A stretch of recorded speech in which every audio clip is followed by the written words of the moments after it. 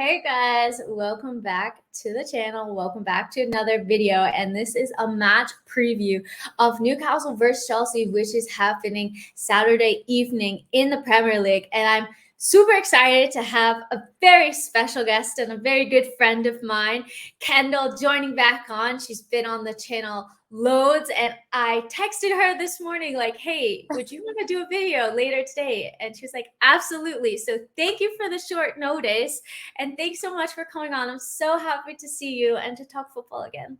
Yeah, no, me too. It's so nice to be back. We used to do loads and loads of shows, but life, I think I stepped away from content for a little bit. You stepped away from doing so much content all the time and just focusing on certain things. So yeah, it's so nice to be back. It's really, really good. And Newcastle in a much better position than the last time that we used to do content. So yeah, I'm actually I'm enjoying it at the moment, surprisingly. Yeah, I mean, I'm enjoying it for you. Every time that I see Newcastle do well, I think of you. I actually have triple Newcastle in my fantasy team, which is mad. Like the first time I've ever done that. I don't own any Chelsea players. I actually own one. Mason Mount is the only one that I have in my FPL, and that was only through I think Arsenal Man City were meant to play each other and they didn't, and I had Kevin De Bruyne in there, so I took him out and I put Mason Mount back in, and then now I can't fit Kevin De Bruyne back in because he's too expensive. So I'm like, oh no. But yeah, that's the only Chelsea player I've got, and I actually surprisingly I've got 3 Newcastle players as well, which is just, I never thought that would be a thing in the recent future, to be honest. Yeah, it's super cool to see. And well, kind of talking about, you mentioned how we talked about Chelsea Newcastle last season, and Chelsea won both of those games 3-0, 1-0. I don't remember that. I looked it up before this stream. I have a terrible memory for these things. But now, as you mentioned, Newcastle are in a very different position. So what do you think has been maybe the biggest change from last season to this season? Because we saw obviously new management come in, and then you guys were on the upturn at the end of last season, and now this season you're just taking off super strong. Yeah, to be honest, I think we've progressed so much quicker than I ever thought. Like, it's only been a year, and we are third in the table. We ended third in the form table last season even, and we've only lost 1 game this season, and that was simply due to a 98th minute added time goal, and that was against Liverpool. So we have only lost 1 game. So the fact that we can go into a game now and be genuinely like, actually think we're going to win this is just so crazy for me. Obviously we had the cup games on Wednesday. I hate the 3rd round of the cup, the FA Cup and the EFL Cup, because we are notoriously bad at the 3rd round of the cups every single time. So yeah, to do that, it wasn't a great game, to be fair, but to get through that and to actually be listed now as one of the favourites to win it, I'm like, that's just genuinely insane. That, like, genuinely, I cannot get over the fact that in a year we're actually like one of the favourites to win up. It's just, I didn't even think I would see us win anything for like 20, 30 years. So yeah, it's just crazy. I'm just ultra positive about it now. Yeah, and a lot of the big teams have been knocked out of the cup. Chelsea, Arsenal, Spurs, off the top of my head, like all of the London clubs just out. But yeah, you guys have just been doing amazing. Just to recap for everybody watching, Newcastle currently in 3rd with 27 points. Chelsea are in 7th with 21 points. Chelsea are without a win in 4 Premier League games. And on the flip side, Newcastle have 4 wins in their last 5. Newcastle have scored 28 goals to Chelsea 17, and they've only conceded 11 goals to Chelsea 16. So really, they've been doing fantastic this season. And kind of looking from a Chelsea perspective, I'm curious to see how you think about it from an outside perspective. How are you thinking? What are you thinking about everything that's going on with Chelsea and their season so far? To be fair to Graham Potter, I rate him very, very highly. I think him and Eddie Howe have been compared a lot over the last year or so, since he took over at Newcastle, and I really do like him. I think he's a great coach. I just think I just don't think he was the right person for the job at the time, and that's not me even saying that now simply due to the results or anything. At the time when he took the job, I thought I don't know about that. Anyways, I still do think he's a good coach.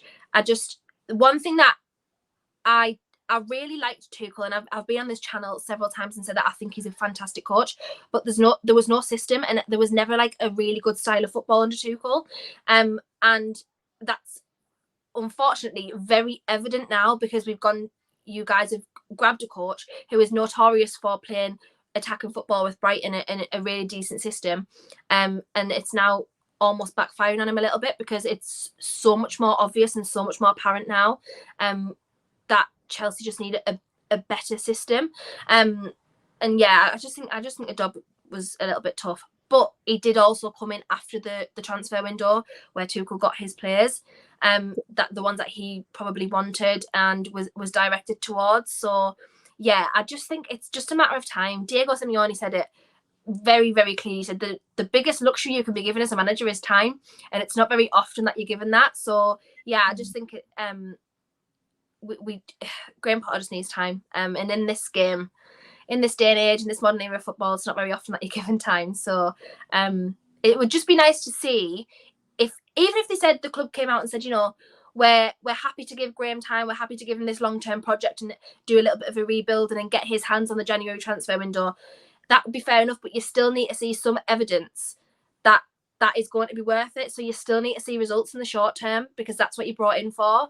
So yeah, I just think it's a little bit of it's a weird one. That I still think Chelsea will be fine. I've always said this. I think they'll be absolutely fine. But yeah, it's probably, as a Chelsea fan, it's probably not ideal to watch, because you want to go from one manager to a better manager and get better results than the previous manager. So yeah, I still don't think Tuchel should have been sacked. But yeah,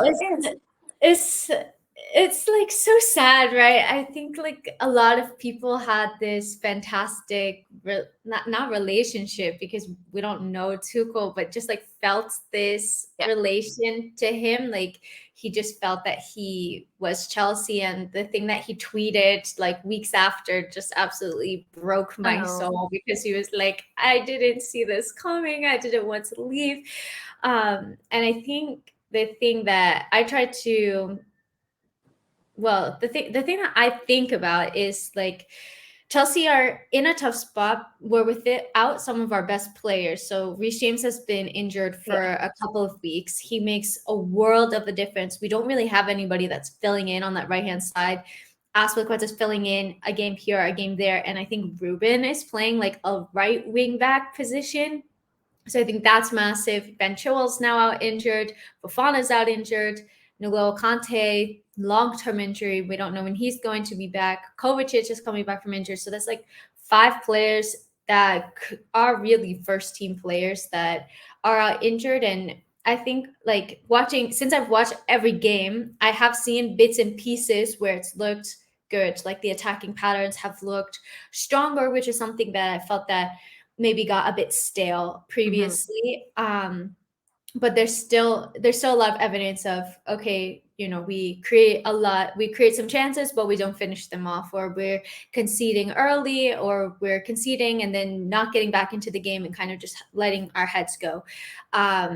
So I think that's maybe like the things that need to change, but it's like you said, it's not going to be an overnight switch, because you still have the same sets of players. So I think, like you mentioned, January transfer window is going to be important, going to be interesting. And this summer, like having a full preseason, getting in the players that he wants, maybe identifying the players that aren't fitting the system so much. A lot of youth maybe as well. Like we saw Lewis Hall in the Carabao Cup. He was fantastic. Players like Conor Gallagher that are getting their shot as well. He got called up to the England squad. I'm so proud of him. I wasn't expecting that. I didn't think he was going to get called up. But yeah, so that's kind of where I stand. I think it's going to be a bit of a rough season, a bit of a transitional season. And yeah, so that's basically it. Taking a look at both teams now, Kendall, who do you think is the most important player for Newcastle? Maybe a bit hard to pick just one, so maybe you can pick 2 or 3, because I have a couple in my mind that have been phenomenal. And who do you think is Chelsea's most important player that we're potentially going to see tomorrow? So important player, to be honest, everyone at this point. I can't actually believe that I'm at a stage where there's not one person I can pick out for being bad or less than anyone else. Probably most important is Trippier. For me, I've been on the channel before when he played for Atleti, and I've said how important he is.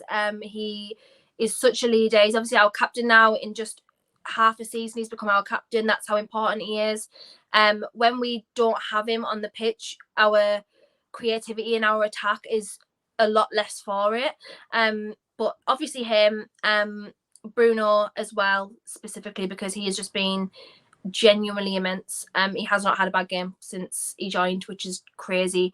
And obviously the big talking point at the moment is Almiron, because Jack Grealish at the end of last season gave him a little bit of a, playing like Almiron situation, and yeah, he's incredible now. He's our top scorer now this season. So for me it will be absolutely those three, but everyone's just doing so well at the moment. I can't even like pick a bad player out at the minute.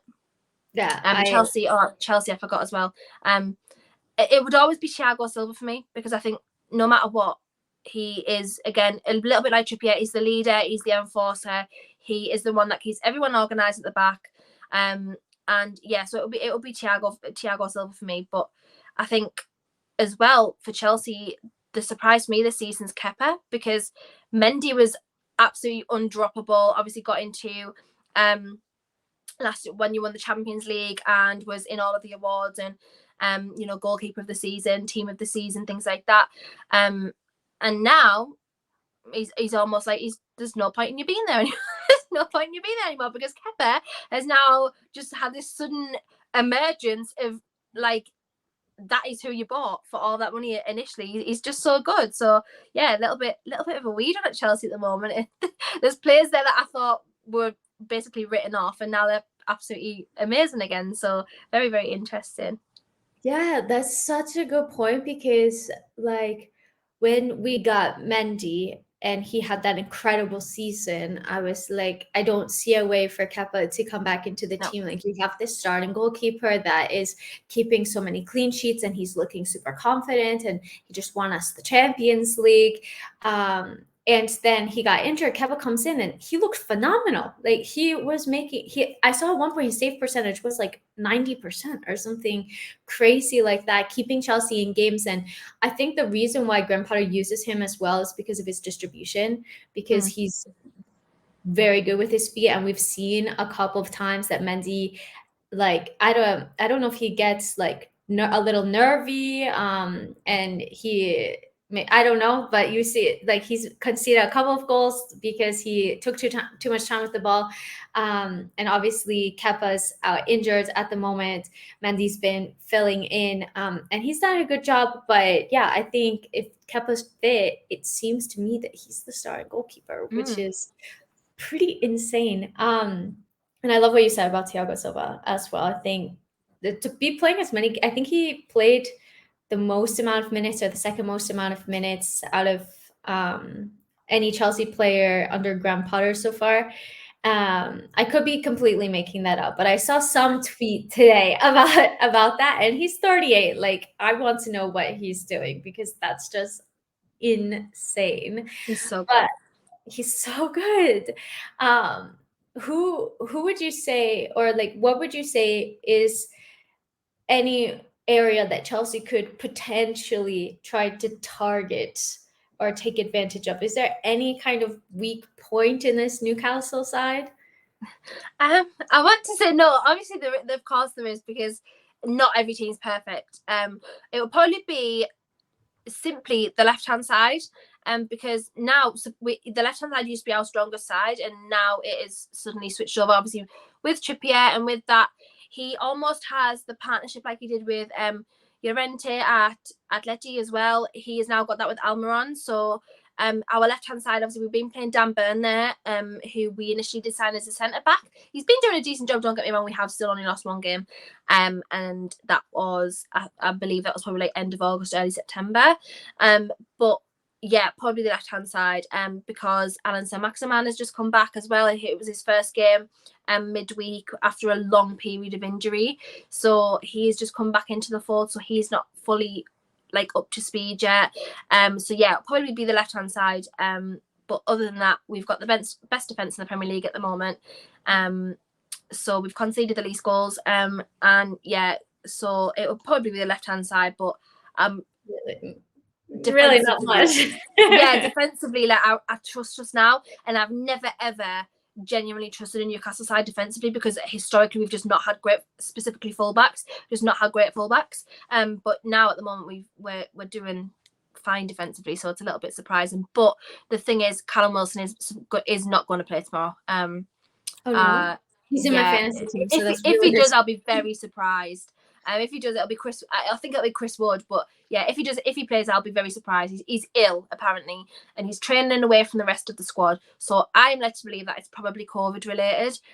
If not, it might just be simply because they don't want the rest of the team to come down with the illness that he's got.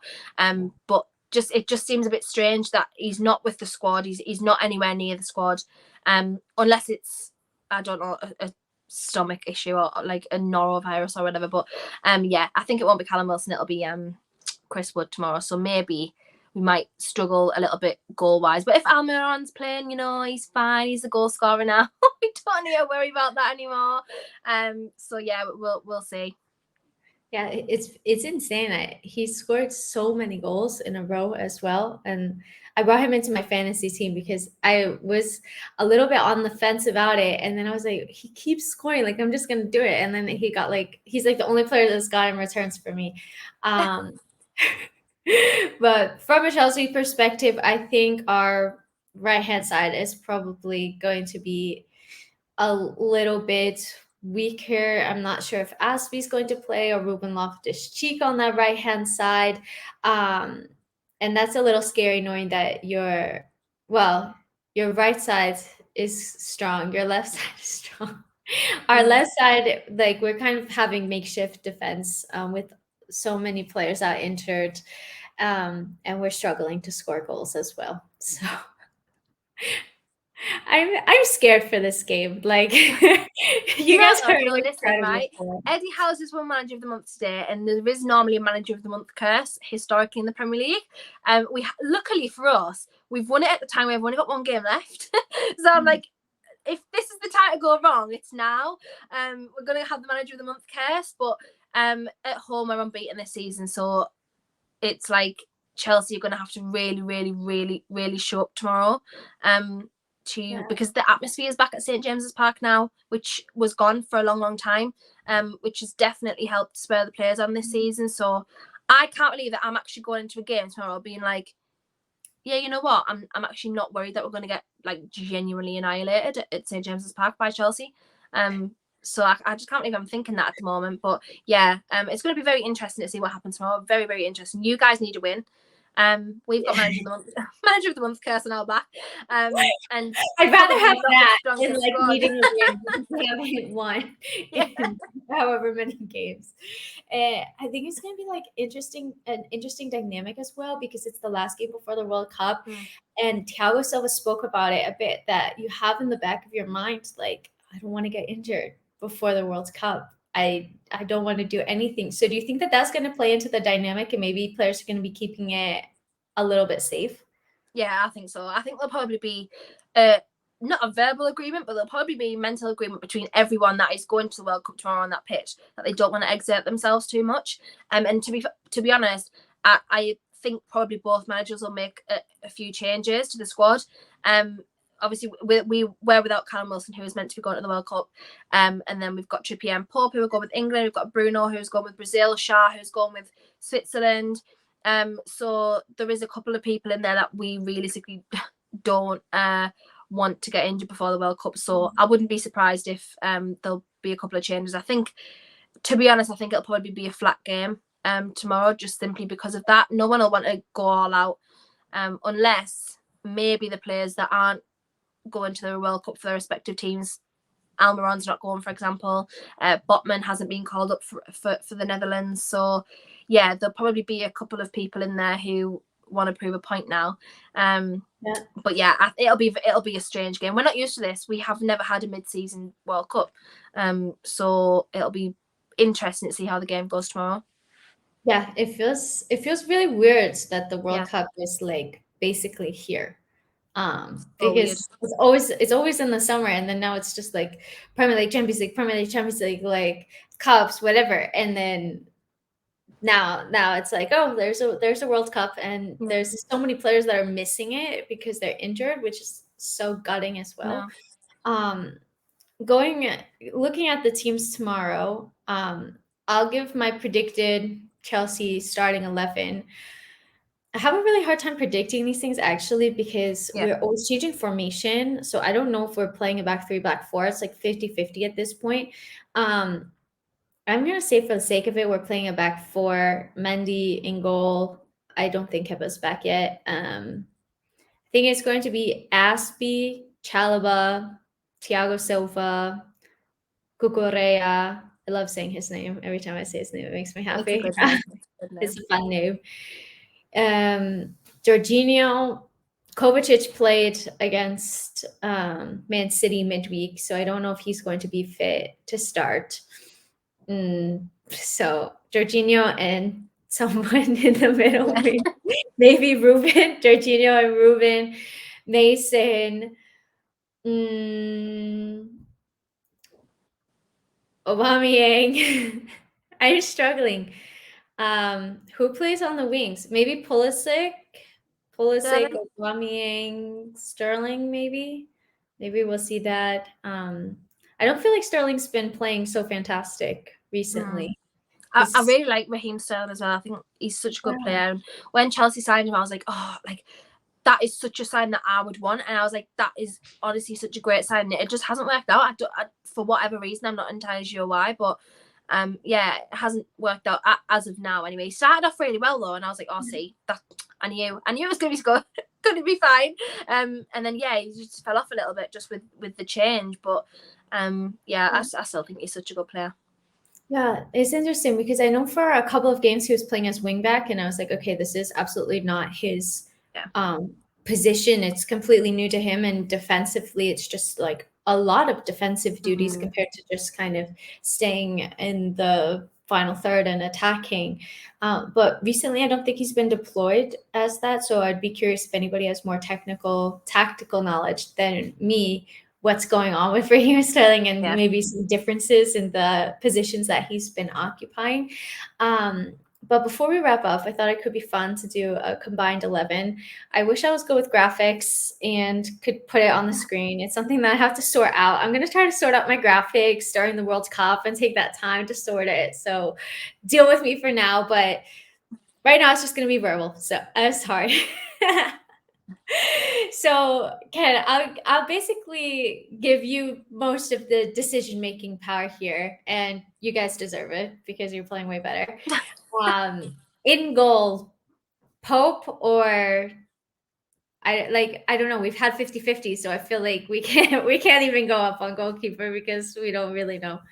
Yeah, and to be fair, our defense has been so good. Like Nick Pope hasn't really had to do that much this season, so it's a little bit strange because yeah, we've got the best defense in the league, but it's not necessarily because of the goalkeeper. Even though he has been good, don't get me wrong, and he did save 3 penalties on Wednesday night in the penalty shootout. So I mean, he is a good keeper, but yeah, I'll just put Kepa in there just because I think he's had more to do.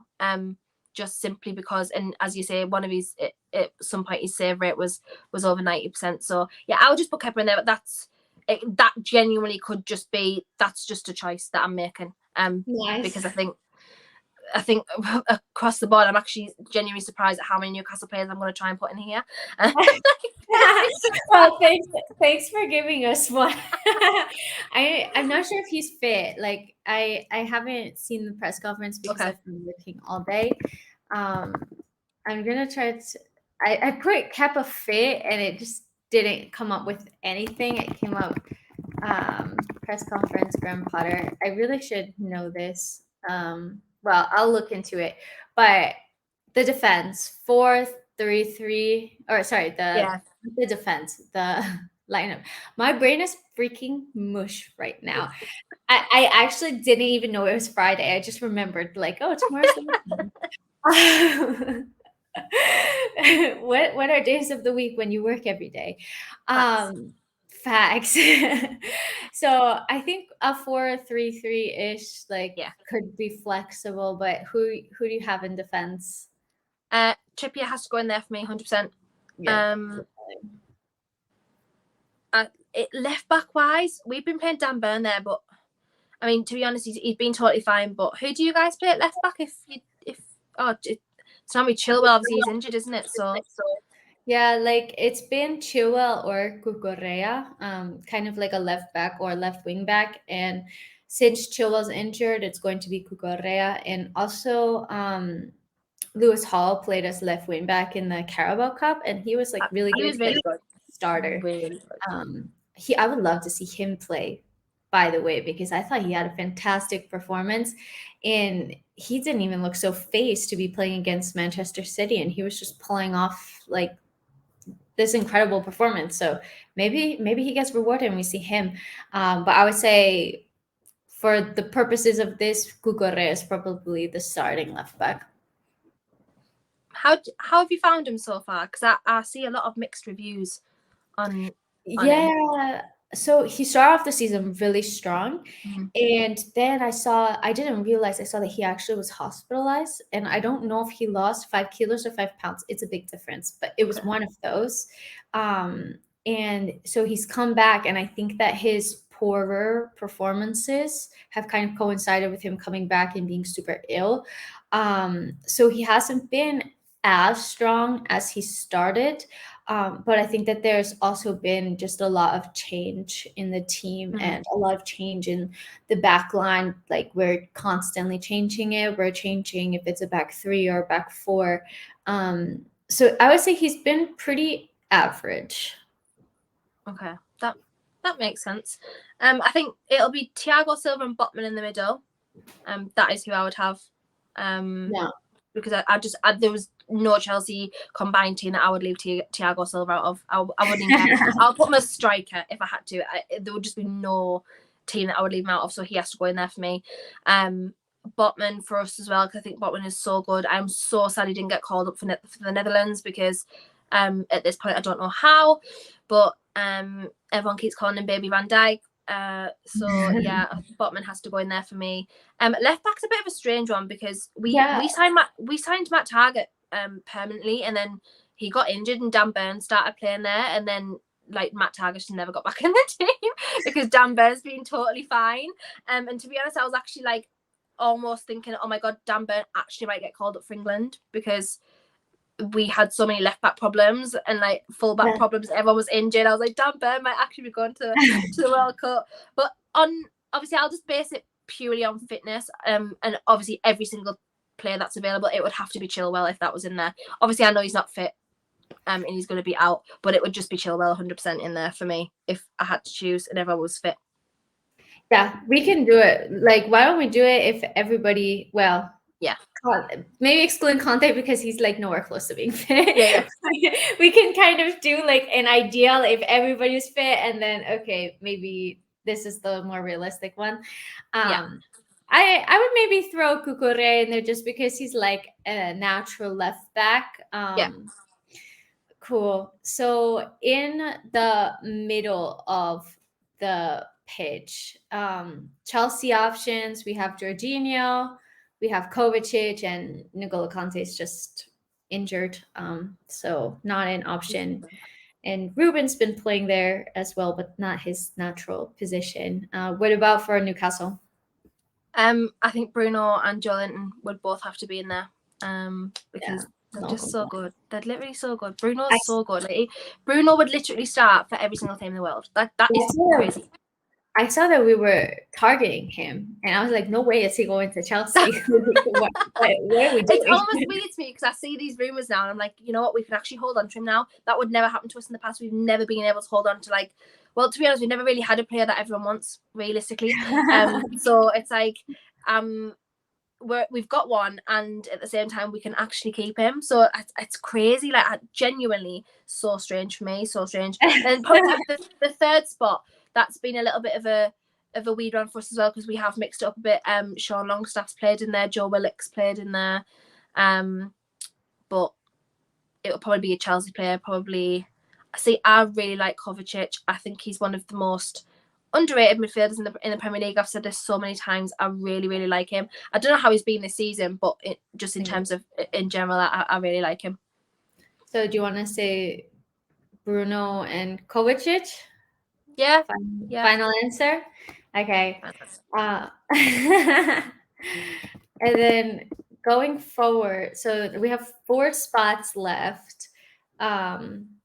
Well, I guess it kind of depends how you want to play it. Mason Mount tends to play like a little bit above these types of players. So Chelsea attack / advanced midfield positions. Mason Mount, Conor Gallagher, Christian Pulisic, Aubameyang, Broya, Sterling, Havertz, Ziyech, but he's barely played. I think that's it. Yeah, I think that's it. I completely forgot about Hakim Ziyech, actually. He's just a person I just forgot about. And then obviously for us it's Callum Wilson, Almiron. Who else in there? You're not going to put Chris Wood in there. No offense to Chris Wood, I really like Chris Wood, but you're just not going to put him in a combined 11. It's just impossible. Obviously Sam Maximan has been injured most of the season. You're not going to put Jacob Murphy in there, because I wouldn't either. Obviously Joe Linton's been playing a little bit on the left wing when we've had injuries, but Joe's such a good midfielder now. I would not even do him a disservice to put him on the wing now. I think Almiron has to be in there. Yeah. Almiron has to take a space. That's just facts. I already wrote him down before. Yeah, Almiron's there. There's no doubt Almiron is there. Who's been your guys' best? Mason Mount, how has he been this season? I honestly haven't watched Chelsea play that much this season at all. So he started off a bit slow. And I think it was the team started off slow, and also Mason Mount is one of the players that's played the most minutes out of anybody, because he's just like a guaranteed starter at this point for any manager, any competition. So he really doesn't get so much rest. So I would say, like, for me, he's been one of our better players, especially under Graham Potter. There was a point where he was scoring a lot. That's kind of dried up a bit, but I still think that he's getting into good opportunities, and a lot of his work kind of goes unnoticed because others score, assist, but he's doing all of like the work in the like behind the scenes. So yeah, I'll put Mount in there. If you had a combined 11, I think he's so good. He's such a good player. I'll put Mount in there 100%. Okay. So we have Almiron, Mount, and I think we need 2 more. 1, 2, 3, 4, 5, 6, 7, 8, 9. Yeah, we need 2 more. So I'm trying to think, how's Callum Wilson been? Because I think at least for fantasy, he's kind of been like up and down. Yeah, well, because he was injured he started off the season really well, got injured in about 3 games, had a long time out, and then since he's come back, he's been like amazing. So he's got 6 goals this season in 10 games. So yeah, he's really good. I will put him as striker, I think. Because I think I'll put Callum Wilson as striker. So what position are we left now? Just one? Yeah, we just have one. Who do we put? So Chelsea, we have Sterling, Conor Gallagher. I love him. Like I maybe wouldn't put him in, but I just think that he's such a fantastic player. Maybe when we do this for the Chelsea Newcastle game, Conor Gallagher will make it, because I think he might be in there. Something. Do you know one of our best players this season is genuinely being Joe Linton. Like, genuinely. And to the point, I was like, I was so upset that I didn't get called up to the Brazil squad. I understand why, and I understand the players that have gone over him. But for us to be last season, I was like, you know what, just get rid of him. I genuinely don't care. This was the beginning of last season. I was like, I don't care if we lose 35 million on him. Just get rid of him. Sick. Nothing to do with him. It was just he didn't fit in the system, didn't fit into Steve Bruce's system. It was doing nothing. And now, to the point, he is the first. If we have a team now, he's one of the first names I look for. And then if he's not playing, I'm like, that's actually so sad. Like, I can't believe he's not playing. He's just so good. Nice. Everything about his game now is completely improved with a good coach. He's obviously changed positions completely.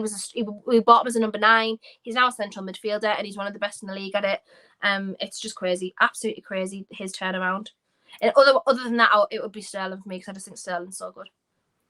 Yeah, that's kind of what I was going between, but I feel like if we're going on recent form, Sterling just hasn't been. Yeah, 100%.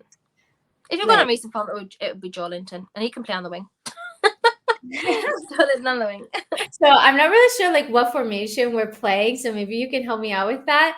But here's our 11. Kepa in goal if he were fit. If not, probably Chuck Nick Pope in there. Yeah. Trippier, Botman, Thiago Silva. If Chilwell were fit, then it would be Ben Chilwell, but for now it's Cucurella. We have Bruno Kovacic, Joelinton, Almiron, Mount, and Wilson. It's like a 4-3-3. It's a 4-3-3. If Mount was a winger. Yeah, could exactly. Play on the wing, and it would have to be. Exactly. And he has played on the wing before. So we have potential. You could really swap him in Joelinton, really, and put Mount in midfield, and Joelinton could be on the wing. Because Joelinton does play on the wing too, so yeah. Yeah. We have a very versatile team, Ken. And exactly. We have 1, 2, 3, 4, 4/5 Chelsea players, and then 5/6, or no, 4/5 Chelsea players, so 6/7 Newcastle players. More balanced than I thought it was going to be, given how well you guys are playing. Just to wrap things up, I literally said that it was going to be quick and 20 minutes, and we're almost double that. I suck. What's your score prediction for this match? Based on the fact that we've spoken about, and it actually didn't occur to me like about the game before the World Cup, and it never it crossed my mind at how flat this game is probably going to be, because otherwise I would have backed us a little bit more. But 2-1 Newcastle. I can't believe I'm predicting a win for a start, because I don't like doing that, because then if we lose I feel like, oh god, it's my fault. But we're unbeaten at home this season, and I just think, why ruin that now before the World Cup? So yeah, 2-1 Newcastle for me. Yeah. I cannot predict a Newcastle win, because I'm a Chelsea fan. Like, you can't predict that your team is going to lose. You just can't do it. But I would think that this is a very, very, very hard game to get a win in, given the form that Newcastle are in, given St. James's Park. It's not an easy stadium to play in. I don't know, just that they won Manager of the Month, Player of the Month, Goal of the Month. The defense is impeccable. Like, this is going to be a very hard game. So I'm going to go for a 1-1 draw. I do think it's going to be a bit flat. Maybe it will.